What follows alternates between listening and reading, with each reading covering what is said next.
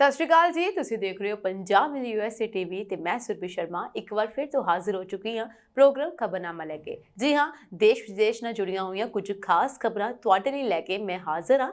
ਇਸ ਵਿੱਚ ਅਸੀਂ ਗੱਲ ਕਰਾਂਗੇ ਅਮਰੀਕਾ, ਕੈਨੇਡਾ ਦੇ ਸਮੇਤ ਹੋਰ ਵੀ ਬਹੁਤ ਸਾਰੇ ਦੇਸ਼ਾਂ ਦੀ ਜੋ ਬਹੁਤ ਜ਼ਿਆਦਾ ਅਹਿਮ ਹੋਣਗੀਆਂ। ਸੋ ਅਹਿਮ ਗੱਲ ਤਾਂ ਵੀਜ਼ੇ ਤੋਂ ਸ਼ੁਰੂ ਹੁੰਦੀ ਹੈ ਤੇ ਸਭ ਤੋਂ ਪਹਿਲੀ ਗੱਲ ਅਸੀਂ ਅੱਜ ਅਮਰੀਕਾ ਦੀ ਕਰਨ ਜਾ ਰਹੇ ਹਾਂ। ਅਮਰੀਕਾ ਦੀ ਗੱਲ ਮੈਂ ਹਰ ਪ੍ਰੋਗਰਾਮ ਦੇ ਵਿੱਚ ਕਰਦੀ ਹਾਂ ਕਿਉਂਕਿ ਅਮਰੀਕਾ ਦੇ ਵਿੱਚ ਇਸ ਵੇਲੇ ਰਾਸ਼ਟਰਪਤੀ ਰਾਜ ਦੀਆਂ ਜਿਹੜੀਆਂ ਤਿਆਰੀਆਂ ਉਹ ਸ਼ੁਰੂ ਹੋ ਚੁੱਕੀਆਂ ਨੇ। ਫਿਲਹਾਲ ਰਾਸ਼ਟਰਪਤੀ ਬਣ ਚੁੱਕੇ ਜਾਂ ਜਿੱਤ ਚੁੱਕੇ ਰਾਸ਼ਟਰਪਤੀ ਦੀ ਚੋਣ ਡੋਨਲਡ ਟਰੰਪ ਜੋ ਨੇ ਉਹ 20 ਜਨਵਰੀ 2025 ਨੂੰ ਆਪਣੇ ਅਹੁਦੇ ਦੀ ਸਹੁੰ ਚੁੱਕਣਗੇ। ਪਰ ਇਸ ਤੋਂ ਪਹਿਲਾਂ ਡੋਨਲਡ ਟਰੰਪ ਨੇ ਆਪਣੀ ਪੂਰੀ ਕੈਬਨਿਟ ਨੂੰ ਤਿਆਰ ਕਰ ਲਿਆ ਹੈ। ਇਸ ਦੇ ਨਾਲ ਹੀ ਉਹਨਾਂ ਨੇ ਇਸ ਦੀਆਂ ਪੂਰੀਆਂ ਤਿਆਰੀਆਂ ਸ਼ੁਰੂ ਵੀ ਕਰ ਦਿੱਤੀਆਂ ਨੇ। ਇਸ ਗੱਲ ਤੋਂ ਆਪਾਂ ਸਭ ਵਾਕਫ ਹਾਂ ਕਿ ਡੋਨਲਡ ਟਰੰਪ ਨੇ ਪਹਿਲਾਂ ਹੀ ਬਹੁਤ ਸਾਰੇ ਵਾਅਦੇ ਜਿਹੜੇ ਅਮਰੀਕੀ ਲੋਕਾਂ ਨੇ ਕੀਤੇ ਸੀਗੇ ਔਰ ਉਹਨਾਂ ਵਾਅਦਿਆਂ ਨੂੰ ਪੂਰਾ ਕਰਨ ਲਈ ਹੁਣ ਡੋਨਲਡ ਟਰੰਪ ਤਿਆਰ ਹੋ ਚੁੱਕੇ ਨੇ। ਫਿਲਹਾਲ ਉਹਨਾਂ ਦੇ ਅਹੁਦੇ ਨੂੰ ਹਲੇ 2 ਮਹੀਨੇ ਪਏ ਨੇ, ਪਰ ਇਸ 2 ਮਹੀਨਿਆਂ 'ਚ ਹੀ ਉਹਨਾਂ ਦੇ ਸਖਤੀਆਂ ਨੇ, ਉਹਨਾਂ ਦੇ ਫੈਸਲਿਆਂ ਨੇ ਦਹਿਸ਼ਤ ਪਾ ਦਿੱਤੀ ਹੈ। ਤੇ ਦਹਿਸ਼ਤ ਕਿਹਨਾਂ ਦੇ ਵਿੱਚ ਪਈ ਹੈ? ਉਹਨਾਂ ਲੋਕਾਂ ਦੇ ਵਿੱਚ ਜੋ ਅਮਰੀਕਾ ਵਿੱਚ ਗੈਰ ਕਾਨੂੰਨੀ ਤਰੀਕੇ ਦੇ ਨਾਲ ਰਹਿ ਰਹੇ ਨੇ। ਜੀ ਹਾਂ, ਬਿਲਕੁਲ ਸਹੀ ਸੁਣ ਰਹੇ ਹੋ ਤੁਸੀਂ। ਉਹਨਾਂ ਵਿੱਚ ਦਹਿਸ਼ਤ ਇਸ ਕਰਕੇ ਪਈ ਹੈ ਕਿਉਂਕਿ ਹੁਣ ਟਰੰਪ ਦੀ ਸਰਕਾਰ ਜਿਹੜੀ ਹੈ ਐਕਸ਼ਨ ਮੋਡ ਵਿੱਚ ਆ ਚੁੱਕੀ ਹੈ।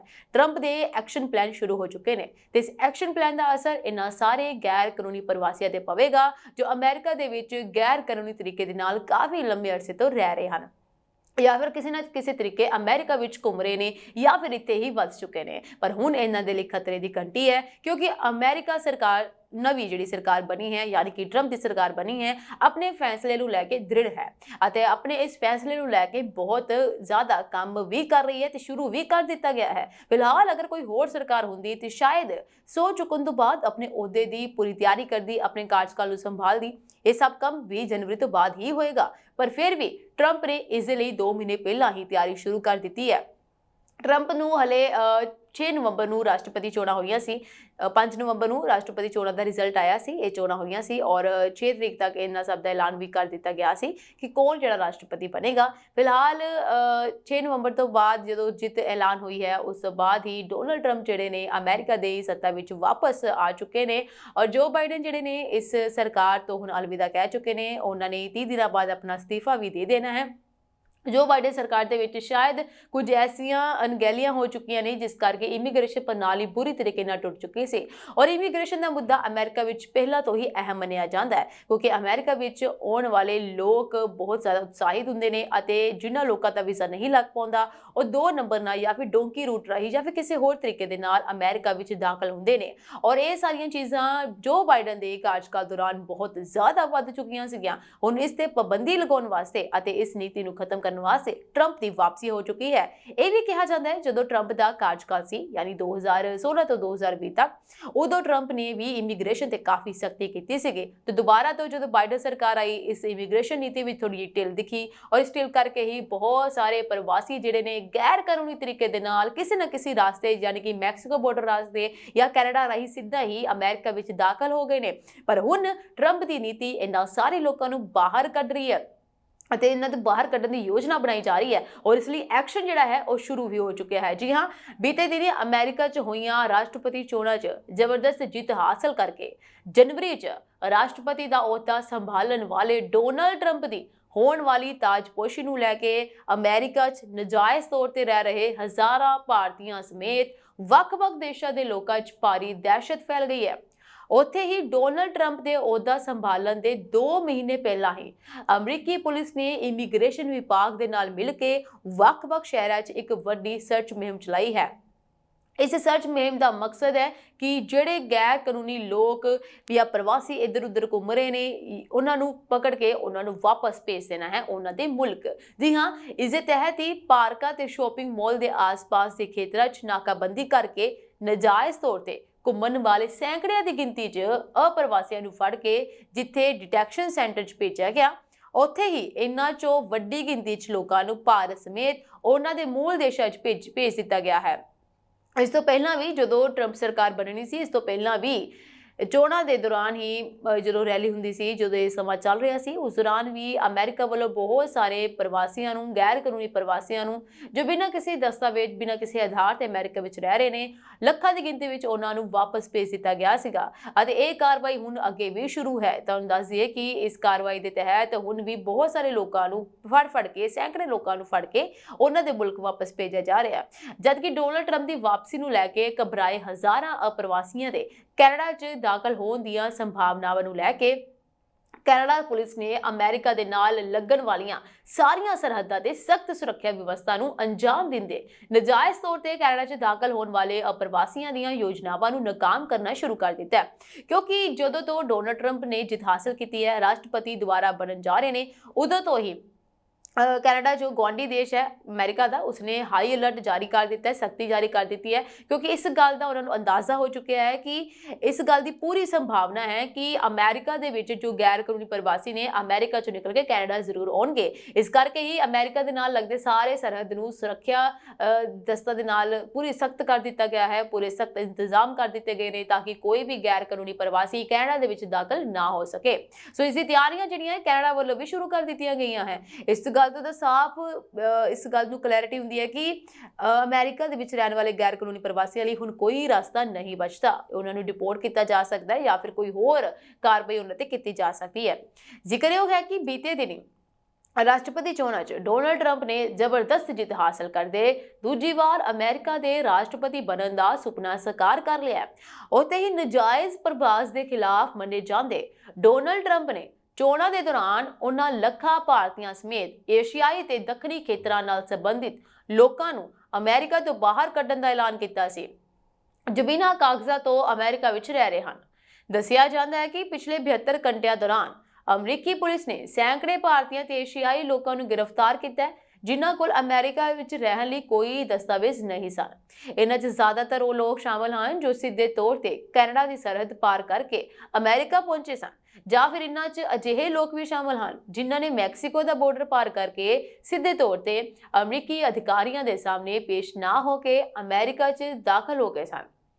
ਇਹਨਾਂ 'ਚ ਵੱਡੀ ਗਿਣਤੀ 'ਚ ਲੋਕਾਂ ਨੂੰ ਉਹਨਾਂ ਦੇ ਮੂਲ ਦੇਸ਼ਾਂ ਭਾਰਤ, ਪਾਕਿਸਤਾਨ, ਵੀਅਤਨਾਮ, ਮੈਕਸੀਕੋ ਤੇ ਗੁਆਟੇਮਾਲਾ ਆਦਿ 'ਚ ਵਾਪਸ ਭੇਜਿਆ ਜਾ ਰਿਹਾ ਹੈ। ਸੋ ਇਹਨਾਂ ਦੇ ਉੱਤੇ ਸਖਤ ਕਾਰਵਾਈ ਸ਼ੁਰੂ ਕਰ ਦਿੱਤੀ ਗਈ ਹੈ। ਇਸ ਨੂੰ ਲੈ ਕੇ ਦਹਿਸ਼ਤ ਦਾ ਮਾਹੌਲ ਤਾਂ ਪਹਿਲਾਂ ਤੋਂ ਹੀ ਗੈਰ ਪ੍ਰਵਾਸੀਆਂ ਤੇ ਹੈ, ਔਰ ਟਰੰਪ ਦੀਆਂ ਨੀਤੀਆਂ ਅਗਲੇ ਆਉਣ ਵਾਲੇ ਸਮੇਂ ਦੇ ਵਿੱਚ ਬਹੁਤ ਕੁਝ ਬਦਲਾਅ ਜਿਹੜੀ ਅਮਰੀਕਾ ਵਿੱਚ ਲੈ ਕੇ ਆਏਗੀ, ਕਿਉਂਕਿ ਟਰੰਪ ਦਾ ਇੱਕੋ ਹੀ ਨਾਰਾ ਹੈ ਕਿ ਅਮਰੀਕਾ ਨੂੰ ਅਗੇਨ ਬੈਸਟ ਬਣਾਉਣਾ ਹੈ, ਗ੍ਰੇਟ ਬਣਾਉਣਾ ਹੈ। ਸੋ ਇਸ ਨੂੰ ਲੈ ਕੇ ਟਰੰਪ ਜਿਹੜੇ ਨੇ ਆਪਣੀ ਪੂਰੀ ਤਿਆਰੀ ਕਰ ਰਹੇ ਨੇ, ਪੂਰੀ ਕੋਸ਼ਿਸ਼ ਕਰ ਰਹੇ ਨੇ, ਹਰ ਨੀਤੀ ਨੂੰ ਅਪਣਾਉਣ ਦੀ ਕੋਸ਼ਿਸ਼ ਕਰਨਗੇ ਜੋ ਅਮਰੀਕਾ ਨੂੰ ਗ੍ਰੇਟ ਬਣਾ ਸਕੇ।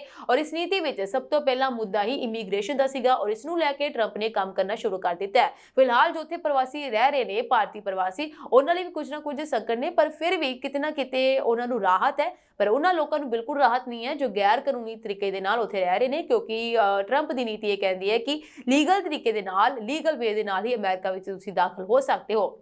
ਉਧਰ ਹੀ ਅਮਰੀਕਾ ਨੇ ਇੱਕ ਖਾਸ ਐਲਾਨ ਵੀ ਕੀਤਾ ਹੈ ਜੋ ਕਿ ਬਹੁਤ ਫਾਇਦਾ ਦੇ ਸਕਦਾ ਭਾਰਤੀਆਂ ਨੂੰ, ਕਿਉਂਕਿ ਬਹੁਤ ਸਾਰੇ ਭਾਰਤੀ ਜਿਹੜੇ ਨੇ ਅਮਰੀਕਾ ਜਾਣਾ ਚਾਹੁੰਦੇ ਨੇ ਔਰ ਉੱਥੇ ਉਹਨਾਂ ਨੂੰ ਕੰਮ ਕਰਨ ਦਾ ਮੌਕਾ ਹੁਣ ਮਿਲੇਗਾ। ਇਸ ਨੂੰ ਲੈ ਕੇ ਹੁਣ ਇੱਕ ਅਮਰੀਕਾ ਨੇ ਵੱਡਾ ਐਲਾਨ ਕੀਤਾ ਹੈ ਜੋ ਕਿ ਬਹੁਤ ਰਾਹਤ ਭਰੀ ਖਬਰ ਵੀ ਹੈ। ਸੋ ਜਿੱਥੇ ਅਸੀਂ ਗੱਲ ਕਰ ਰਹੇ ਹਾਂ ਅਮਰੀਕਾ ਦੀ ਨੀਤੀਆਂ ਦੀ, ਸਖਤ ਨੀਤੀਆਂ ਦੀ, ਜੋ ਭਾਰਤੀਆਂ ਨੂੰ ਚਿੰਤਾ ਵਧਾ ਸਕਦੀ ਹੈ, ਇਸ ਗੱਲ ਤੋਂ ਇਹ ਕਲੀਅਰ ਹੋ ਜਾਂਦਾ ਹੈ ਕਿ ਅਮਰੀਕਾ ਦੀ ਨੀਤੀਆਂ ਸਿਰਫ ਉਹਨਾਂ ਲੋਕਾਂ ਦੇ ਲਈ ਸਖਤ ਨੇ ਜੋ ਉੱਥੇ ਕਿਸੇ ਨਾ ਕਿਸੇ ਤਰੀਕੇ ਨਾਲ ਦਾਖਲ ਹੋਏ ਨੇ, ਯਾਨੀ ਕਿ ਇਲੀਗਲ ਵੇ ਨਾਲ, ਗੈਰ ਕਾਨੂੰਨੀ ਤਰੀਕੇ ਨਾਲ ਅਮਰੀਕਾ ਵਿੱਚ ਰਹਿ ਰਹੇ ਨੇ ਔਰ ਅਮਰੀਕਾ ਵਿੱਚ ਕੰਮ ਕਰ ਰਹੇ ਨੇ, ਜਿਸ ਦਾ ਅਸਰ ਅਮਰੀਕਾ ਦੀ ਆਰਥਿਕ ਸਥਿਤੀ ਤੇ ਵੀ ਪੈਂਦਾ ਹੈ। ਇਸ ਤੋਂ ਇਲਾਵਾ ਹੋਰ ਵੀ ਲੋਕਾਂ ਤੇ ਪੈਂਦਾ ਹੈ, ਹੋਰ ਵੀ ਚੀਜ਼ਾਂ ਤੇ ਪੈ ਰਿਹਾ ਹੈ। ਆਪਣੀ ਇਸ ਸਥਿਤੀਆਂ ਨੂੰ ਸੁਧਾਰਨ ਵਾਸਤੇ ਅਮਰੀਕਾ ਸਿਰਫ ਉਹਨਾਂ ਲੋਕਾਂ ਤੇ ਐਕਸ਼ਨ ਕਰ ਰਿਹਾ ਹੈ ਜੋ ਇਲੀਗਲ ਵੇ ਦੇ ਨਾਲ ਜਾਂ ਫਿਰ ਗੈਰ ਕਾਨੂੰਨੀ ਤਰੀਕੇ ਨਾਲ ਅਮਰੀਕਾ ਵਿੱਚ ਦਾਖਲ ਹੋਏ ਨੇ। ਇਸ ਦੇ ਨਾਲ ਹੀ ਅਮਰੀਕਾ ਨੇ ਇੱਕ ਵੱਡੀ ਰਾਹਤ ਵੀ ਦਿੱਤੀ ਹੈ। ਅਮਰੀਕਾ ਵੱਲੋਂ ਇਹ ਕਿਹਾ ਜਾਂਦਾ ਹੈ ਕਿ ਤੁਸੀਂ ਅਗਰ ਅਮਰੀਕਾ ਵਿੱਚ ਦਾਖਲ ਹੋਣਾ ਚਾਹੁੰਦੇ ਹੋ, ਅਮਰੀਕਾ ਆਉਣਾ ਚਾਹੁੰਦੇ ਹੋ, ਤੇ ਤੁਸੀਂ ਵੀਜ਼ਾ ਅਪਲਾਈ ਕਰੋ, ਇਸ ਦਾ ਪੂਰਾ ਪ੍ਰੋਸੈਸ ਨੂੰ ਕੈਰੀ ਕਰੋ, ਨਾ ਕਿ ਕਿਸੇ ਗੈਰ ਕਾਨੂੰਨੀ ਤਰੀਕੇ ਦੇ ਨਾਲ ਅਮਰੀਕਾ ਵਿੱਚ ਦਾਖਲ ਹੋਣ ਦੀ ਕੋਸ਼ਿਸ਼ ਕਰੋ। ਅਗਰ ਤੁਸੀਂ ਪੂਰੇ ਪ੍ਰੋਸੈਸ ਦੇ ਨਾਲ, ਪੂਰੇ ਤਰੀਕੇ ਦੇ ਨਾਲ, ਪੂਰੇ ਲਹਿਜੇ ਜਾਂ ਫਿਰ ਲੀਗਲ ਵੇ ਦੇ ਨਾਲ ਅਮਰੀਕਾ ਆਉਂਦੇ ਹੋ, ਤੁਹਾਡਾ ਬਹੁਤ ਸਵਾਗਤ ਕੀਤਾ ਜਾਵੇਗਾ ਤੇ ਤੁਹਾਨੂੰ ਕੰਮ ਕਰਨ ਦਾ ਮੌਕਾ ਵੀ ਮਿਲੇਗਾ। ਸੋ ਅਮਰੀਕਾ ਨੇ 2025 ਦੇ ਲਈ H-2B ਅਸਥਾਈ ਵਿਦੇਸ਼ੀ ਵਰਕਰ ਵੀਜ਼ਾ ਤੇ ਸੀਮਾ ਵਧਾਉਣ ਦਾ ਐਲਾਨ ਕੀਤਾ ਹੈ। ਇਸ ਬਾਰੇ ਤੁਹਾਨੂੰ ਦੱਸ ਦਿਆਂ ਕਿ ਇਸ ਵਿੱਚ ਕੀ ਹੋਏਗਾ। ਇਸ ਵਿੱਚ ਸਮਾਂ ਜਿਹੜਾ ਹੈ ਵਧਾ ਦਿੱਤਾ ਗਿਆ ਹੈ, ਜੋ ਕਿ ਬਹੁਤ ਚੰਗੀ ਗੱਲ ਹੈ।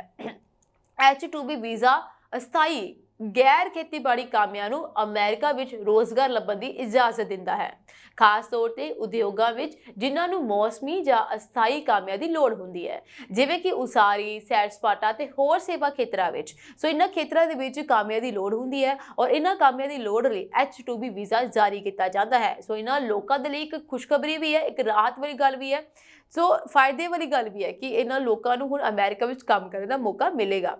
Homeland security department of labour ਯਾਨੀ DOL ਨਾਲ ਸਲਾਹ ਕਰਕੇ ਘੋਸ਼ਣਾ ਕੀਤੀ ਕਿ ਉਹ ਇੱਕ ਵਾਧੂ 64,716 H2B ਬਣਾਉਣ ਦੀ ਉਮੀਦ ਕਰਦਾ ਹੈ, ਯਾਨੀ ਕਿ 64,716 H2B ਬਣਾਉਣ ਦੀ ਉਮੀਦ ਕਰਦਾ ਹੈ। ਵਿੱਤੀ ਸਾਲ 2025 ਲਈ ਅਸਥਾਈ ਗੈਰ ਖੇਤੀ ਵਰਕਰ ਵੀਜ਼ੇ ਉਪਲਬਧ ਹੋਣਗੇ। ਅਮਰੀਕਾ ਦੇ ਇਸ ਐਲਾਨ ਦੇ ਨਾਲ ਭਾਰਤੀ ਕਾਮਿਆਂ ਨੂੰ ਵੱਡੇ ਪੱਧਰ ਤੇ ਫਾਇਦਾ ਹੋਵੇਗਾ। ਇਹ ਸੀਮਾ ਵਾਧਾ ਬਹੁਤ ਸਾਰੇ ਕਾਰੋਬਾਰੀਆਂ ਦੀ ਮਦਦ ਕਰ ਸਕਦੀ ਹੈ, ਖਾਸ ਤੌਰ ਤੇ ਉਹ ਜਿਹੜੇ ਆਪਣੇ ਕਰਮਚਾਰੀਆਂ ਨੂੰ ਵਧਾਉਣ ਦੇ ਲਈ ਅਸਥਾਈ ਕਰਮਚਾਰੀ ਤੇ ਨਿਰਭਰ ਕਰਦੇ ਹਨ। ਸੋ ਸਟਾਫ ਦੀ ਕਮੀ ਜਿਹੜੀ ਹੈ ਕਾਫੀ ਲੰਮੇ ਸਮੇਂ ਤੋਂ ਦੇਖੀ ਜਾ ਰਹੀ ਸੀ। ਇਸ ਕਮੀ ਨੂੰ ਲੈ ਕੇ ਹੀ ਇਹ ਐਲਾਨ ਵੀ ਕੀਤਾ ਗਿਆ ਹੈ, ਜਿਸ ਵਿੱਚ ਸਮਾਂ ਵੀ ਵਧਾ ਦਿੱਤਾ ਗਿਆ ਹੈ। ਇਸ ਵਿੱਚ ਜਿਹੜੇ ਲੋਕ ਕੰਮ ਕਰਨਾ ਚਾਹੁੰਦੇ ਨੇ, ਕੁਝ ਖਾਸ ਖੇਤਰ ਨੇ ਇਸ ਵਿੱਚ ਕੰਮ ਕਰ ਸਕਦੇ ਨੇ, ਪਰ ਜੇ ਉਹ ਸਹੀ ਪ੍ਰੋਸੈਸ ਦੇ ਨਾਲ ਅਪਲਾਈ ਕਰਨਗੇ ਤਾਂ ਉਹਨਾਂ ਨੂੰ ਕੰਮ ਮਿਲੇਗਾ। ਸੋ ਅਮਰੀਕੀ ਸਰਕਾਰ ਨੇ ਇਹ ਕਦਮ ਅਜਿਹੇ ਸਮੇਂ ਵਿੱਚ ਚੁੱਕਿਆ ਹੈ ਜਦੋਂ ਕਈ ਉਦਯੋਗ ਜਿਹੜੇ ਨੇ ਸਟਾਫ ਦੀ ਕਮੀ ਦਾ ਸਾਹਮਣਾ ਕਰ ਰਹੇ ਨੇ। ਇਹ ਕਦਮ ਇਹ ਵੀ ਦਰਸਾਉਂਦਾ ਹੈ ਕਿ ਅਮਰੀਕਾ ਵਿਦੇਸ਼ੀ ਕਾਮਿਆਂ ਦੀ ਲੋੜ ਨੂੰ ਪਛਾਣਦੇ ਹੋਏ ਕਾਰਜਕਾਰੀ ਪ੍ਰੋਗਰਾਮਾਂ ਨੂੰ ਲਚਕਦਾਰ ਬਣਾਉਣ ਵੱਲ ਕਦਮ ਚੁੱਕ ਰਿਹਾ ਹੈ। 2025 ਲਈ ਵੀਜ਼ਾ ਸੀਮਾ ਵਧਾਉਣ ਨਾਲ ਨਾ ਸਿਰਫ ਕਾਮਿਆਂ ਲਈ ਮੌਕੇ ਵਧਣਗੇ, ਸਗੋਂ ਅਮਰੀਕੀ ਕਾਰੋਬਾਰਾਂ ਨੂੰ ਵੀ ਵੱਡੀ ਰਾਹਤ ਮਿਲ ਸਕਦੀ ਹੈ। ਇੱਥੇ ਤੁਹਾਨੂੰ ਦੱਸ ਦਈਏ ਕਿ ਜੇਕਰ ਕੋਈ ਵਿਦੇਸ਼ੀ ਦੇਸ਼ ਜਾਂ ਨਾਗਰਿਕ ਜੋ ਸੰਯੁਕਤ ਰਾਜ ਵਿੱਚ ਕੰਮ ਕਰਨਾ ਚਾਹੁੰਦਾ ਹੈ, ਉਸ ਨੂੰ ਪਹਿਲਾਂ ਸਹੀ ਵੀਜ਼ਾ ਪ੍ਰਾਪਤ ਕਰਨਾ ਪਵੇਗਾ। ਜੇਕਰ ਰੋਜ਼ਗਾਰ ਪੱਕਾ ਹੈ ਤਾਂ ਬਿਨੇਕਾਰ ਅਸਥਾਈ ਰੋਜ਼ਗਾਰ ਵੀਜ਼ੇ ਲਈ ਅਰਜ਼ੀ ਦੇ ਸਕਦਾ ਹੈ। ਇੱਥੇ 11 ਅਸਥਾਈ ਵਰਕਰ ਵੀਜ਼ਾ ਸ਼੍ਰੇਣੀਆਂ ਹਨ ਅਤੇ ਅਸਥਾਈ ਵਰਕਰ ਵੀਜ਼ਾ ਲਈ ਜ਼ਿਆਦਾਤਰ ਬਿਨੇਕਾਰਾਂ ਕੋਲ ਇੱਕ ਪ੍ਰਵਾਨਿਤ ਪਟੀਸ਼ਨ ਹੋਣੀ ਚਾਹੀਦੀ ਹੈ। ਇਹ ਬਹੁਤ ਲਾਜ਼ਮੀ ਹੈ ਉਹਨਾਂ ਦੇ ਕੋਲ ਹੋਣਾ। ਉਸ ਤੋਂ ਬਾਅਦ ਸੰਭਾਵੀ ਮਾਲਕ ਨੂੰ ਬਿਨੇਕਾਰ ਦੀ ਤਰਫੋਂ ਪਟੀਸ਼ਨ ਦਾਇਰ ਕਰਨੀ ਚਾਹੀਦੀ ਹੈ। US citizenship and immigration services ਯਾਨੀ USCIS ਪਟੀਸ਼ਨ ਦੀ ਸਮੀਖਿਆ ਕਰਦੀ ਹੈ। H2B ਵਰਗੀਕਰਨ ਵਿੱਚ ਰਹਿਣ ਦੀ ਅਧਿਕਤਮ ਮਿਆਦ 3 ਸਾਲ ਹੈ, ਯਾਨੀ ਕਿ ਮੈਕਸਿਮਮ ਤੁਸੀਂ ਉੱਥੇ 3 ਸਾਲ ਤੱਕ ਇਸ ਵੀਜ਼ੇ ਤਹਿਤ ਰਹਿ ਸਕਦੇ ਹੋ, ਕੰਮ ਕਰ ਸਕਦੇ ਹੋ। ਇੱਕ ਵਿਅਕਤੀ ਜਿਸ ਕੋਲ ਕੁੱਲ 3 ਸਾਲਾਂ ਲਈ H2B ਗੈਰ ਪ੍ਰਵਾਸੀ ਦਰਜਾ ਹੈ, ਉਸ ਨੂੰ H2B ਗੈਰ ਪ੍ਰਵਾਸੀ ਵਜੋਂ ਮੁੜ ਦਾਖਲਾ ਲੈਣ ਤੋਂ ਪਹਿਲਾਂ 3 ਮਹੀਨਿਆਂ ਦੀ ਨਿਰਵਿਘਨ ਮਿਆਦ ਲਈ ਸੰਯੁਕਤ ਰਾਜ ਤੋਂ ਬਾਹਰ ਜਾਣਾ ਪਵੇਗਾ ਅਤੇ ਰਹਿਣਾ ਹੋਵੇਗਾ। ਇਹ ਕੁਝ ਨੀਤੀ ਦੇ ਤਹਿਤ ਬਣਾਇਆ ਗਿਆ ਹੈ, ਜਿਸ ਵਿੱਚ ਇਹ ਲਾਜ਼ਮੀ ਹੈ ਕਿ ਅਗਰ ਤੁਸੀਂ ਮੁੜ ਤੋਂ ਅਪਲਾਈ ਕਰਦੇ ਹੋ, 3 ਸਾਲ ਦਾ ਤੁਹਾਡਾ ਵੀਜ਼ਾ ਹੈ, ਉਸ ਦੀ ਮਿਆਦ ਨੂੰ ਖਤਮ ਹੋ ਚੁੱਕੀ ਹੈ, ਇਸ ਨੂੰ ਦੁਬਾਰਾ ਅਪਲਾਈ ਕਰਨਾ ਹੈ ਤੇ ਤੁਹਾਨੂੰ 3 ਮਹੀਨੇ ਦੇ ਲਈ ਦੇਸ਼ ਤੋਂ ਬਾਹਰ ਰਹਿਣਾ ਪਵੇਗਾ। ਸੋ H2B ਵੀਜ਼ਾ ਦਾ ਉਦੇਸ਼ ਹੈ ਕਿ ਅਸਥਾਈ ਕਰਮਚਾਰੀਆਂ ਦੀ ਜ਼ਰੂਰਤ ਨੂੰ ਪੂਰਾ ਕਰਨਾ, ਖਾਸ ਤੌਰ ਤੇ ਉਦਯੋਗਾਂ ਵਿੱਚ ਜਿੱਥੇ ਅਮਰੀਕੀ ਕਰਮਚਾਰੀਆਂ ਦੀ ਕਮੀ ਹੈ। ਸੋ ਇਹ ਵੀਜ਼ਾ ਵਿਸ਼ੇਸ਼ ਤੌਰ ਤੇ ਕੁਝ ਖਾਸ ਖੇਤਰਾਂ ਵਿੱਚ ਕੰਮ ਕਰਨ ਲਈ ਜਾਰੀ ਕੀਤਾ ਜਾਂਦਾ ਹੈ ਔਰ ਇਹ ਖਾਸ ਖੇਤਰ ਕਿਹੜੇ ਨੇ ਇਸ ਬਾਰੇ ਵੀ ਮੈਂ ਤੁਹਾਨੂੰ ਦੱਸਦੀ ਹਾਂ। ਇਸ ਵਿੱਚ ਪਹਿਲਾ ਖੇਤਰ ਆਉਂਦਾ ਉਸਾਰੀ ਖੇਤਰ, ਉਸ ਤੋਂ ਬਾਅਦ ਹੋਟਲ ਅਤੇ ਸੈਰ ਸਪਾਟਾ, ਉਦਯੋਗ, ਮਨੋਰੰਜਨ ਅਤੇ ਥੀਮ ਪਾਰਕ, ਲਾਂਡਰੀ, ਸਫਾਈ ਅਤੇ ਹੋਰ ਸੇਵਾਵਾਂ, ਬਾਗਬਾਨੀ ਅਤੇ ਲੈਂਡਸਕੇਪਿੰਗ, ਭੋਜਨ ਸੇਵਾਵਾਂ, ਇਹ ਸਾਰੇ ਖੇਤਰ ਸ਼ਾਮਿਲ ਨੇ। ਇਹਨਾਂ ਦੇ ਵਿੱਚ ਨੌਕਰੀਆਂ ਮਿਲਦੀਆਂ ਹਨ ਅਤੇ ਇਹਨਾਂ ਦੇ ਜ਼ਰੀਏ ਹੀ ਕੋਈ ਵੀ ਜਿਹੜਾ ਅਪਲਾਈ ਕਰਨਾ ਚਾਹੁੰਦਾ ਹੈ ਅਪਲਾਈ ਕਰ ਸਕਦਾ ਹੈ, ਪਰ ਇਸ ਲਈ ਉਹਨਾਂ ਕੋਲ ਇੱਕ ਸਹੀ ਵੀਜ਼ਾ ਉਪਲਬਧ ਹੋਣਾ ਚਾਹੀਦਾ ਹੈ। ਸੋ ਇਹਨਾਂ ਵੀਜ਼ਿਆਂ ਦੇ ਇਸ ਤੋਂ ਬਾਅਦ US ਡਿਪਾਰਟਮੈਂਟ ਆਫ ਲੇਬਰ ਅਤੇ ਹੋਰ ਸੰਬੰਧਿਤ ਏਜੰਸੀਆਂ ਅਨੁਸਾਰ ਅਮਰੀਕਾ ਵਿੱਚ ਇਨ੍ਹਾਂ ਸੈਕਟਰਾਂ ਵਿੱਚ ਕਾਮਿਆਂ ਦੀ ਭਾਰੀ ਕਮੀ ਹੈ। ਇਸ ਕਰਕੇ ਇਸ ਵੀਜ਼ੇ ਨੂੰ ਲੈ ਕੇ ਕੁਝ ਮਿਆਦ ਵੀ ਵਧਾ ਦਿੱਤੀ ਗਈ ਹੈ। ਇਸ ਦੇ ਨਾਲ H2B ਵੀਜ਼ਾ ਦਾ ਇੱਕ ਵੱਡਾ ਪ੍ਰਵਾਹ ਇਨ੍ਹਾਂ ਘਾਟਾਂ ਨੂੰ ਪੂਰਾ ਕਰਨ ਵਿੱਚ ਮਦਦ ਕਰੇਗਾ। ਸੋ 2025 ਲਈ ਵੀਜ਼ਾ ਸੀਮਾ ਵਿੱਚ ਵਾਧਾ ਨਾ ਸਿਰਫ ਅਮਰੀਕੀ ਕੰਪਨੀਆਂ ਨੂੰ ਆਪਣੇ ਕਾਮਿਆਂ ਦੀ ਲੋੜ ਨੂੰ ਪੂਰਾ ਕਰਨ ਵਿੱਚ ਮਦਦ ਕਰੇਗਾ, ਸਗੋਂ ਇਹ ਆਪਣੇ ਦੇਸ਼ ਵਿੱਚ ਰੋਜ਼ਗਾਰ ਦੀ ਤਲਾਸ਼ ਕਰ ਰਹੇ ਕਾਮਿਆਂ ਲਈ ਨਵੇਂ ਮੌਕੇ ਵੀ ਪੈਦਾ ਕਰੇਗਾ।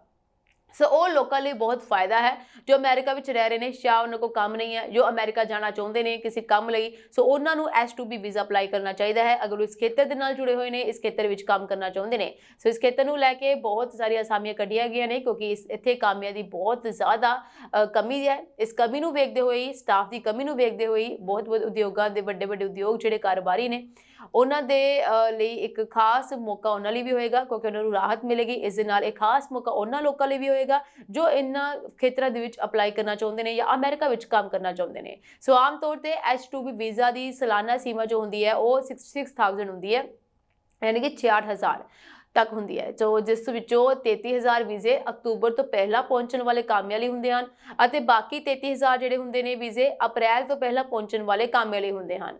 ਪਰ ਵੀਜ਼ਾ ਸੀਮਾਵਾਂ ਵਿੱਚ ਸਾਲਾਨਾ ਵਾਧੇ ਦਾ ਮਤਲਬ ਹੈ ਕਿ ਵਧੇਰੇ ਵਿਦੇਸ਼ੀ ਕਾਮਿਆਂ ਨੂੰ ਮੌਕੇ ਮਿਲਣਗੇ, ਖਾਸ ਤੌਰ ਤੇ ਉਹਨਾਂ ਉਦਯੋਗਾਂ ਲਈ ਜੋ ਮੌਸਮੀ ਜਾਂ ਅਸਥਾਈ ਕਾਮਿਆਂ ਤੇ ਨਿਰਭਰ ਕਰਦੇ ਹਨ। ਸੋ ਇਹ ਵੀਜ਼ਾ ਜਿਹੜਾ ਹੈ ਕਿਤੇ ਨਾ ਕਿਤੇ ਅਮਰੀਕਾ ਨੂੰ ਵੀ ਫਾਇਦਾ ਦੇਵੇਗਾ, ਉਹਨਾਂ ਉਦਯੋਗਾਂ ਨੂੰ ਫਾਇਦਾ ਦੇਵੇਗਾ, ਇਸ ਦੇ ਨਾਲ ਹੀ ਉਹਨਾਂ ਲੋਕਾਂ ਨੂੰ ਵੀ ਫਾਇਦਾ ਦੇਵੇਗਾ ਜੋ ਅਮਰੀਕਾ ਜਾ ਕੇ ਕੰਮ ਕਰਨਾ ਚਾਹੁੰਦੇ ਨੇ। ਹੁਣ ਗੱਲ ਕਰਦੇ ਹਾਂ ਜੀ ਭਾਰਤੀ ਵਿਦਿਆਰਥੀਆਂ ਦੀ ਯੂਕੇ ਦੀ ਗੱਲ ਮੈਂ ਇਸ ਕਰਕੇ ਕਰਨ ਜਾ ਰਹੀ ਹਾਂ ਕਿਉਂਕਿ ਕੈਨੇਡਾ ਦੀ ਗੱਲ ਤਾਂ ਆਪਾਂ ਬਹੁਤ ਵਾਰ ਕਰਦੇ ਹਾਂ, ਅਮਰੀਕਾ ਦੀ ਵੀ ਗੱਲ ਬਹੁਤ ਵਾਰ ਕਰਦੇ ਹਾਂ, ਜੋ ਕਿ ਮੈਂ ਪਹਿਲਾਂ ਵੀ ਕਰ ਚੁੱਕੀ ਹਾਂ। ਇਹ ਖਾਸ ਮੁੱਦੇ ਨੇ ਸਾਡੇ ਪੰਜਾਬ ਲਈ ਵੀ, ਕਿਉਂਕਿ ਸਾਡੇ ਬਹੁਤ ਸਾਰੇ ਭਾਰਤੀ ਖਾਸ ਤੌਰ ਤੇ ਪੰਜਾਬ, ਗੁਜਰਾਤ, ਹਰਿਆਣਾ ਤੋਂ ਬਾਹਰਲੇ ਮੁਲਕਾਂ ਵਿੱਚ ਗਏ ਹੋਏ ਨੇ, ਖਾਸ ਤੌਰ ਤੇ ਕੈਨੇਡਾ, ਅਮਰੀਕਾ ਦੇ ਵਿੱਚ।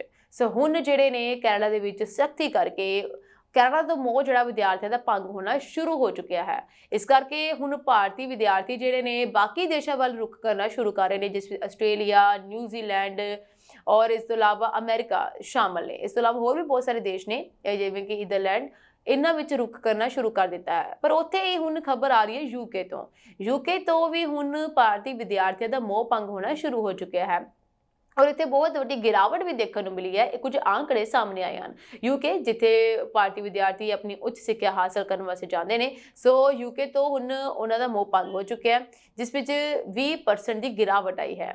ਬ੍ਰਿਟੇਨ ਇੱਕ ਸਮੇਂ ਆਪਣੀ ਗੁਣਵੱਤਾ ਵਾਲੀ ਸਿੱਖਿਆ ਲਈ ਪੂਰੀ ਦੁਨੀਆ ਵਿੱਚ ਜਾਣਿਆ ਜਾਂਦਾ ਸੀ। ਅੱਜ ਵੀ ਦੁਨੀਆ ਦੀਆਂ ਚੋਟੀ ਦੀਆਂ ਯੂਨੀਵਰਸਿਟੀਆਂ ਇੱਥੇ ਮੌਜੂਦ ਹਨ, ਪਰ ਹੁਣ ਵਿਦਿਆਰਥੀਆਂ ਦਾ ਬਰਤਾਨੀਆ ਤੋਂ ਮੋਹ ਭੰਗ ਹੋ ਚੁੱਕਿਆ ਹੈ। ਤਾਜ਼ਾ ਅੰਕੜੇ ਅਨੁਸਾਰ ਬਰਤਾਨੀਆ ਦੇ ਵਿੱਚ ਉੱਚ ਸਿੱਖਿਆ ਲਈ ਅਰਜ਼ੀ ਦੇਣ ਵਾਲੇ ਭਾਰਤੀ ਵਿਦਿਆਰਥੀਆਂ ਦੀ ਗਿਣਤੀ 2022 ਤੇ 23 ਵਿੱਚ 1,39,914 ਤੋਂ ਘਟ ਕੇ 2023 ਤੇ 24 ਦੇ ਵਿੱਚ 1,11,329 ਰਹਿ ਗਈ ਹੈ। ਇਸ ਗਿਰਾਵਟ ਦੇ ਕਈ ਕਾਰਨ ਹਨ, ਜਿਸ ਵਿੱਚ ਸੀਮਿਤ ਨੌਕਰੀ ਦੀਆਂ ਸੰਭਾਵਨਾਵਾਂ, ਕੁਝ ਸ਼ਹਿਰਾਂ ਵਿੱਚ ਹਾਲ ਹੀ ਵਿੱਚ ਹੋਏ ਦੰਗਿਆਂ ਤੋਂ ਬਾਅਦ ਸੁਰੱਖਿਆ ਚਿੰਤਾਵਾਂ ਆਦਿ ਸ਼ਾਮਲ ਹਨ। ਸੋ ਅਸਲ ਸਥਿਤੀ ਕੀ ਹੈ, ਇਸ ਬਾਰੇ ਤੁਹਾਨੂੰ ਦੱਸਦੀ ਹਾਂ। ਰਿਪੋਰਟ ਦੇ ਮੁਤਾਬਕ ਭਾਰਤੀ ਵਿਦਿਆਰਥੀ ਬ੍ਰਿਟਿਸ਼ ਵਿਦਿਅਕ ਅਦਾਰਿਆਂ ਵਿੱਚ ਅਪਲਾਈ ਕਰਨ ਤੋਂ ਝਿਜਕਦੇ ਹਨ। ਇੱਥੋਂ ਦੀਆਂ ਸੰਸਥਾਵਾਂ ਪਹਿਲਾਂ ਹੀ ਮਾੜੇ ਆਰਥਿਕ ਹਾਲਾਤ ਦਾ ਸਾਹਮਣਾ ਕਰ ਰਹੀਆਂ ਹਨ। ਅਜਿਹੇ 'ਚ ਭਾਰਤੀ ਵਿਦਿਆਰਥੀਆਂ ਦੀ ਗਿਣਤੀ 'ਚ ਗਿਰਾਵਟ ਨੇ ਸੰਸਥਾਵਾਂ ਦੀਆਂ ਮੁਸ਼ਕਲਾਂ ਨੂੰ ਹੋਰ ਵਧਾ ਦਿੱਤਾ ਹੈ। ਇਹ ਰਿਪੋਰਟ ਆਫਿਸ ਫॉर ਸਟੂਡੈਂਟਸ ਦੁਆਰਾ ਜਾਰੀ ਕੀਤੀ ਗਈ ਹੈ, ਜੋ ਕਿ ਯੂਕੇ ਹੋਮ ਆਫਿਸ ਦੇ ਆંકੜਿਆਂ ਦੇ ਆਧਾਰ ਤੇ ਤਿਆਰ ਕੀਤੀ ਗਈ ਹੈ। ਇਸ ਮੁਤਾਬਕ ਭਾਰਤੀ ਵਿਦਿਆਰਥੀਆਂ ਦੀ ਗਿਣਤੀ ਵਿੱਚ 20.4 यानी 20.4% ਦੀ ਕਮੀ ਆਈ ਹੈ। ਆંકੜੇ ਵਿੱਚ ਇਹ ਸੰਖਿਆ 1,39,914 ਤੋਂ ਘਟ ਕੇ 1,11,329 ਰਹਿ ਗਈ ਹੈ। ਬਹੁਤ ਵੱਡਾ ਫਰਕ ਹੈ। ਇਸ ਵਿੱਚ ਇੱਕ ਖਾਸ ਰੀਜ਼ਨ ਵੀ ਇਹ ਦੱਸਿਆ ਗਿਆ ਸੀਗਾ ਕਿ ਉੱਥੇ ਬ੍ਰਿਟੇਨ ਦੇ ਵਿੱਚ ਹੁਣ ਉਹਨਾਂ ਨੂੰ ਯੂਨੀਵਰਸਿਟੀ ਵਿੱਚ ਦਾਖਲਾ ਨਹੀਂ ਦਿੱਤਾ ਜਾ ਰਿਹਾ, ਯਾਨੀ ਕਿ ਭਾਰਤੀਆਂ ਨੂੰ ਦਾਖਲੇ ਲਈ ਰੋਕਿਆ ਜਾ ਰਿਹਾ ਹੈ। ਇਹ ਵੀ ਇੱਕ ਬਹੁਤ ਵੱਡਾ ਰੀਜ਼ਨ ਹੈ ਕਿ ਇੱਥੇ ਦਾ ਜਿਹੜਾ ਮੋਹ ਉਹਨਾਂ ਤੋਂ ਭੰਗ ਹੋ ਚੁੱਕਿਆ ਹੈ, ਹੁਣ ਉੱਥੇ ਜਾਣਾ ਘੱਟ ਹੋ ਚੁੱਕਿਆ ਹੈ ਔਰ ਇੱਥੇ ਹੁਣ ਆંકੜੇ ਜਿਹੜੇ ਹੈ ਘਟ ਚੁੱਕੇ ਨੇ ਔਰ ਇਸ ਦਾ ਸਿੱਧਾ ਨੁਕਸਾਨ ਉਹਨਾਂ ਦੀਆਂ ਸੰਸਥਾਵਾਂ ਤੇ ਪੈ ਰਿਹਾ ਹੈ, ਜਿੱਥੇ ਬਹੁਤ ਜ਼ਿਆਦਾ ਗਿਣਤੀ ਵਿੱਚ ਭਾਰਤੀ ਪੜ੍ਹਦੇ ਹੁੰਦੇ ਸੀ। ਸੋ ਬਰਤਾਨੀਆ ਦੇ ਵਿੱਚ ਭਾਰਤੀ ਵਿਦਿਆਰਥੀਆਂ ਨੇ ਕਿਹਾ ਹੈ ਇੱਕ ਹੋਰ ਰੀਜ਼ਨ ਵੀ ਹੈ ਕਿ ਉਹਨਾਂ ਦੀ ਨੌਕਰੀ ਮਿਲਣ ਦੀਆਂ ਸੰਭਾਵਨਾਵਾਂ ਸੀਮਿਤ ਹਨ, ਜਿਸ ਕਾਰਨ ਉਹ ਉੱਚ ਸਿੱਖਿਆ ਲਈ ਅਪਲਾਈ ਕਰਨ ਤੋਂ ਝਿਜਕ ਰਹੇ ਹਨ। ਉਹਦੇ ਨੌਕਰੀਆਂ ਦੇ ਕਰਕੇ ਵੀ, ਕਿਉਂਕਿ ਨੌਕਰੀ ਕਰਨਾ ਪੜ੍ਹਾਈ ਦੇ ਨਾਲ ਬਹੁਤ ਜ਼ਰੂਰੀ ਹੋ ਜਾਂਦਾ ਹੈ ਜਦੋਂ ਕੋਈ ਵਿਦਿਆਰਥੀ ਆਪਣੇ ਮੁਲਕ ਤੋਂ ਦੂਸਰੇ ਮੁਲਕ ਜਾਂਦਾ ਹੈ। ਇੱਧਰੋਂ ਦੀ ਤਾਂ ਕੁਝ ਕਮਾਈ ਆ ਜਾਂਦੀ ਹੈ, ਪਰ ਉੱਥੋਂ ਦੀ ਕਮਾਈ ਕਰਕੇ ਆਪਣਾ ਗੁਜ਼ਾਰਾ ਕਰਨਾ ਫਿਰ ਮੁਸ਼ਕਿਲ ਹੋ ਜਾਂਦਾ ਹੈ ਜਦੋਂ ਉਹਨਾਂ ਕੋਲ ਨੌਕਰੀ ਨਹੀਂ ਹੁੰਦੀ। ਇਹੀ ਹਾਲਾਤ ਕੈਨੇਡਾ ਦੇ ਵਿੱਚ ਵੀ ਹੁਣ ਬਣ ਰਹੇ ਨੇ। ਕੈਨੇਡਾ ਦੇ ਵਿੱਚ ਵੀ ਬੇਰੁਜ਼ਗਾਰੀ ਦਰ ਬਹੁਤ ਵੱਧ ਗਈ ਹੈ, ਮਹਿੰਗਾਈ ਬਹੁਤ ਵੱਧ ਗਈ ਹੈ। ਇਸ ਤੋਂ ਇਲਾਵਾ ਉੱਥੇ ਲੋਕਾਂ ਨੂੰ ਪੜ੍ਹਾਈ ਦੇ ਨਾਲ ਬਹੁਤ ਸਾਰੀ ਮੁਸ਼ਕਲਾਂ ਦਾ ਸਾਹਮਣਾ ਕਰਨਾ ਪੈ ਰਿਹਾ ਔਰ ਵਿਦਿਆਰਥੀਆਂ ਦਾ ਗੁਜ਼ਾਰਾ ਕਰਨਾ ਮੁਸ਼ਕਿਲ ਹੋ ਚੁੱਕਿਆ ਹੈ। ਇਹੀ ਵਜ੍ਹਾ ਹੈ ਕਿ ਕੈਨੇਡਾ ਤੋਂ ਵੀ ਹੁਣ ਵਿਦਿਆਰਥੀਆਂ ਦਾ ਮੋਹ ਭੰਗ ਹੋਣਾ ਸ਼ੁਰੂ ਹੋ ਚੁੱਕਿਆ ਹੈ। ਇਸ ਤੋਂ ਇਲਾਵਾ ਇੱਥੇ ਦੂਸਰਾ ਰੀਜ਼ਨ ਹੋਰ ਵੀ ਹੈ ਕਿ ਹਾਲ ਹੀ ਦੇ ਦੰਗਿਆਂ ਨੇ ਵਿਦਿਆਰਥੀਆਂ ਨੂੰ ਸੁਰੱਖਿਆ ਚਿੰਤਾਵਾਂ ਦਾ ਸਾਹਮਣਾ ਕਰਨ ਲਈ ਮਜਬੂਰ ਕਰ ਦਿੱਤਾ ਹੈ। ਇਸ ਨਾਲ ਉਹਨਾਂ ਦੇ ਮਨਾਂ ਵਿੱਚ ਸਵਾਲ ਪੈਦਾ ਹੁੰਦਾ ਹੈ ਕਿ ਕੀ ਉਹ ਸੁਰੱਖਿਅਤ ਮਾਹੌਲ ਵਿੱਚ ਪੜ੍ਹਾਈ ਕਰ ਸਕਦੇ ਹਨ। ਇਸ ਤੋਂ ਇਲਾਵਾ ਇੱਕ ਹੋਰ ਰੀਜ਼ਨ ਵੀ ਹੈ ਜਿਸ ਵਿੱਚ ਵੀਜ਼ਾ ਨੀਤੀਆਂ ਵਿੱਚ ਬਦਲਾਅ। ਸੋ ਵੀਜ਼ਾ ਨੀਤੀਆਂ ਵਿੱਚ ਜਦੋਂ ਬਦਲਾਅ ਹੁੰਦਾ ਹੈ, ਇਸ ਦਾ ਸਿੱਧਾ ਅਸਰ ਉੱਥੇ ਮੌਜੂਦ ਭਾਰਤੀ ਵਿਦਿਆਰਥੀਆਂ ਜਾਂ ਹੋਰ ਕਿਸੇ ਦੇਸ਼ ਦੇ ਵਿਦਿਆਰਥੀਆਂ ਦੇ ਸਿੱਧਾ ਪੈਂਦਾ ਹੈ, ਕਿਉਂਕਿ ਵੀਜ਼ਾ ਨੀਤੀਆਂ ਵਿੱਚ ਕਈ ਵਾਰ ਐਸੇ ਬਦਲਾਅ ਕਰ ਦਿੱਤੇ ਜਾਂਦੇ ਨੇ ਜਿਸ ਤੋਂ ਬਾਅਦ ਮੁਸ਼ਕਲਾਂ ਦਾ ਸਾਹਮਣਾ ਕਈ ਵਾਰ ਵਿਦਿਆਰਥੀਆਂ ਨੂੰ ਕਰਨਾ ਪੈਂਦਾ ਹੈ। ਸੋ ਬ੍ਰਿਟੇਨ ਸਰਕਾਰ ਵੀ ਆਪਣੀ ਵੀਜ਼ਾ ਨੀਤੀਆਂ ਵਿੱਚ ਬਦਲਾਅ ਲੈ ਕੇ ਆਉਂਦੀ ਹੈ, ਜਿਵੇਂ ਕੈਨੇਡਾ ਸਰਕਾਰ ਲੈ ਕੇ ਆਉਂਦੀ ਹੈ, ਅਮਰੀਕਾ ਸਰਕਾਰ ਲੈ ਕੇ ਆਉਂਦੀ ਹੈ। ਸੋ ਇਸ ਦਾ ਅਸਰ ਉਹਨਾਂ ਵਿਦਿਆਰਥੀਆਂ ਤੇ ਪੈ ਜਾਂਦਾ ਹੈ ਜੋ ਆਪਣੇ ਮੁਲਕ ਤੋਂ ਛੱਡ ਕੇ ਬਾਹਰਲੇ ਮੁਲਕਾਂ ਵਿੱਚ ਪੜ੍ਹਨ ਆਉਂਦੇ ਨੇ। ਸੋ ਬ੍ਰਿਟਿਸ਼ ਸਰਕਾਰ ਵੱਲੋਂ ਵੀ ਲਾਗੂ ਕੀਤੇ ਗਏ ਨਵੇਂ ਨਿਯਮਾਂ ਦਾ ਅਸਰ ਜਿਹੜਾ ਵਿਦਿਆਰਥੀਆਂ ਤੇ ਵੀ ਪਿਆ ਹੈ, ਜਿਵੇਂ ਕਿ ਪਰਿਵਾਰ ਨੂੰ ਲਿਆਉਣ ਤੇ ਪਾਬੰਦੀਆਂ, ਪੋਸਟ ਸਟੱਡੀ ਵਰਕ ਵੀਜ਼ਿਆਂ ਬਾਰੇ ਪੰਬਲਪੂਸੇ ਨੇ ਸਥਿਤੀ ਨੂੰ ਹੋਰ ਗੁੰਝਲਦਾਰ ਬਣਾ ਦਿੱਤਾ ਹੈ। ਬਰਤਾਨਵੀ ਯੂਨੀਵਰਸਿਟੀਆਂ ਪਹਿਲਾਂ ਹੀ ਵਿੱਤੀ ਸੰਕਟ ਦਾ ਸਾਹਮਣਾ ਕਰ ਰਹੀਆਂ ਹਨ ਅਤੇ ਭਾਰਤੀ ਵਿਦਿਆਰਥੀਆਂ ਤੇ ਜ਼ਿਆਦਾ ਨਿਰਭਰਤਾ ਕਾਰਨ ਇਹ ਗਿਰਾਵਟ ਉਹਨਾਂ ਲਈ ਹੋਰ ਵੀ ਗੰਭੀਰ ਸਮੱਸਿਆ ਬਣ ਗਈ ਹੈ। ਸੋ ਉਧਰ ਹੀ ਯੂਕੇ ਦੇ ਪ੍ਰਧਾਨ ਅਮਿਤ ਤਿਵਾਰੀ ਦਾ ਇਹ ਕਹਿਣਾ ਹੈ ਕਿ ਇਸ ਗਿਰਾਵਟ ਦਾ ਸਿੱਧਾ ਅਸਰ ਯੂਨੀਵਰਸਿਟੀ ਦੀ ਵਿੱਤੀ ਹਾਲਤ ਤੇ ਪਵੇਗਾ, ਕਿਉਂਕਿ ਉਹ ਭਾਰਤ ਤੋਂ ਆਉਣ ਵਾਲੇ ਵਿਦਿਆਰਥੀਆਂ ਦੇ ਬਹੁਤ ਜ਼ਿਆਦਾ ਨਿਰਭਰ ਹਨ। ਅਗਰ ਉੱਥੇ ਹੁਣ ਭਾਰਤੀ ਵਿਦਿਆਰਥੀ ਹੀ ਨਹੀਂ ਰਹਿਣਗੇ ਤੇ ਉਹਨਾਂ ਦੀ ਆਰਥਿਕ ਸਥਿਤੀ ਖਰਾਬ ਹੋ ਸਕਦੀ ਹੈ ਅਤੇ ਉਹਨਾਂ ਨੂੰ ਇਸ ਦਾ ਸਾਹਮਣਾ ਕਰਨਾ ਪੈ ਸਕਦਾ ਹੈ। ਸੋ ਇਸ ਲਈ ਬ੍ਰਿਟੇਨ ਨੂੰ ਕੁਝ ਨੀਤੀਆਂ 'ਚ ਬਦਲਾਅ ਕਰਨਾ ਚਾਹੀਦਾ ਹੈ, ਜਿਸ ਕਰਕੇ ਉਹਨਾਂ ਨੂੰ ਵੀ ਫਾਇਦਾ ਹੋਵੇ ਅਤੇ ਉਹਨਾਂ ਵਿਦਿਆਰਥੀਆਂ ਨੂੰ ਵੀ ਫਾਇਦਾ ਹੋਵੇ ਜੋ ਉਹਨਾਂ ਦੇ ਮੁਲਕ 'ਚ ਪੜ੍ਹਨ ਚਾਹੁੰਦੇ ਨੇ। ਸੋ ਹੁਣ ਗੱਲ ਕਰਦੇ ਹਾਂ ਇਸ ਚੀਜ਼ ਬਾਰੇ ਕਿ ਅਗਰ ਤੁਸੀਂ ਦਿੱਲੀ ਤੋਂ ਅਮਰੀਕਾ ਜਾਣਾ ਚਾਹੁੰਦੇ ਹੋ ਤੇ ਤੁਹਾਨੂੰ ਬਹੁਤ ਲੰਬਾ ਸਫ਼ਰ ਲੱਗਦਾ ਹੈ, ਈਵਨ ਕਿ 15 ਘੰਟੇ ਘੱਟੋ ਘੱਟ ਲੱਗ ਜਾਂਦੇ ਨੇ। ਕਿ ਤੁਸੀਂ ਸੋਚਿਆ ਕਿ ਕਦੀ ਇਹ ਸਮਾਂ ਘੱਟ ਵੀ ਸਕਦਾ ਹੈ, ਯਾਨੀ ਕਿ ਅਗਰ ਤੁਸੀਂ 40 ਮਿੰਟਾਂ ਦੇ ਉੱਤੇ ਪਹੁੰਚ ਜਾਓ ਤੇ ਕਿੱਦਾਂ ਦਾ ਲੱਗੇਗਾ? ਇਹ ਸੁਣ ਕੇ ਤੁਸੀਂ ਹੈਰਾਨ ਹੋ ਜਾਓਗੇ ਤੇ ਤੁਸੀਂ ਸ਼ਾਇਦ ਹੈਰਾਨ ਵੀ ਹੋ ਰਹੇ ਹੋਣੇ ਕਿ ਆਖਿਰ ਇੱਦਾਂ ਕਿੱਦਾਂ ਹੋ ਸਕਦਾ ਹੈ। ਪਰ ਤੁਹਾਨੂੰ ਮੈਂ ਦੱਸਾਂ ਕਿ ਇਸ ਦੀ ਤਿਆਰੀ ਚੱਲ ਰਹੀ ਹੈ।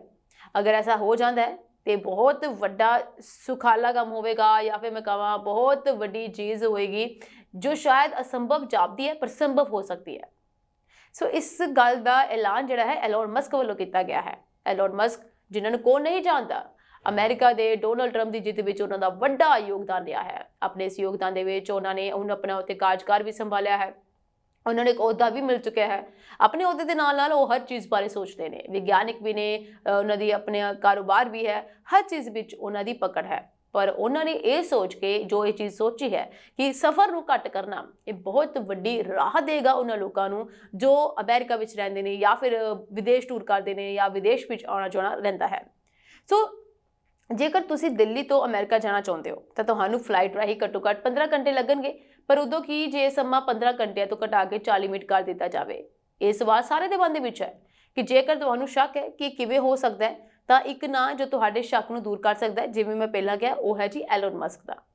ਐਲੋਨ ਮਸਕ ਜੋ ਮਸ਼ਹੂਰ ਉਦਯੋਗਪਤੀ, ਐਲੋਨ ਮਸਕ ਜੋ ਨਾ ਸਿਰਫ ਵਿਗਿਆਨਕ ਕਾਢਾਂ ਵਿੱਚ ਦਿਲਚਸਪੀ ਰੱਖਦੇ ਹਨ ਸਗੋਂ ਉਹਨਾਂ ਨੂੰ ਆਪਣੇ ਉਦਯੋਗਾਂ ਵਿੱਚ ਵੀ ਵਰਤਦੇ ਹਨ।